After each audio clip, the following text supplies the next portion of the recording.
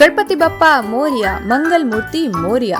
कहते हैं भगवान को प्रसन्न करने की कोशिश यदि पूरे मन से और पूरे जतन से की जाए तो भगवान जी शीघ्र ही प्रसन्न होकर हमें आशीर्वाद देते हैं।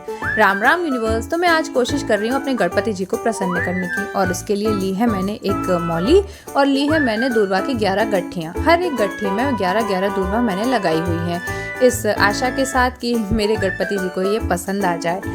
एक पौराणिक कथा के अनुसार गणेश जी द्वारा अंधलासुर दैत्य को निगलने के बाद उनके पेट में जलन होने लगी थी, जिसे कश्यप ऋषि द्वारा दी गई 21 गांठों वाली दूर्वा खाकर शांत किया गया था, और तभी से ये दूर्वा की परंपरा प्रारंभ हुई।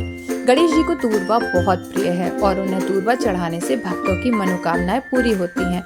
दूर्वा को शीतलता और सकारात्मक ऊर्जा का प्रतीक माना जाता है, और गणेश जी को दूर्वा चढ़ाने से जीवन की नकारात्मकता दूर होती है। गणेश जी की पूजा बिना दूर्वा के अधूरी मानी जाती है और हर शुभ कार्य में इसकी आवश्यकता होती है। अब बात करते हैं गणेशोत्सव के वर्तमान स्वरूप की, जिसकी नींव रखी गई थी बाल गंगाधर तिलक जी द्वारा। 1892 में लोकमान्य बाल गंगाधर तिलक जी ने इस त्योहार को एक निजी उत्सव से सार्वजनिक आयोजन में बदला, ताकि ब्रिटिश औपनिवेशिक शासन के खिलाफ भारतीयों में एकता और राष्ट्रीय भावना को बढ़ावा मिल सके, जो आज भी सार्वजनिक पंडालों के रूप में जारी है। 10 दिवसीय गणेशोत्सव, जो कि भाद्रपद मास के कृष्ण पक्ष की चतुर्थी को प्रारंभ होकर चतुर्दशी को समाप्त होता है। कुछ पौराणिक कथाओं के अनुसार गणेश चतुर्थी के दिन गणेश जी का जन्म हुआ था, और कुछ पौराणिक कथाओं के अनुसार महर्षि वेदव्यास के कहने पर गणेश जी ने महाभारत का लेखन कार्य प्रारंभ किया था। तब महर्षि वेदव्यास ने गणेश जी को महाभारत की कहानी सुनाते रहे और गणेश जी अपनी कलम से महाभारत को लिपिबद्ध करते रहे।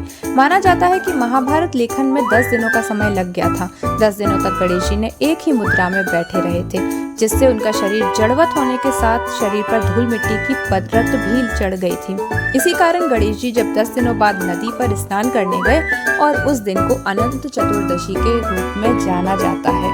वैसे कहानी जो भी सही हो, गणेश जी हमेशा युग प्रवर्तक की भूमिका में ही रहे हैं और हमारे प्रथम पूज्य ही रहे हैं।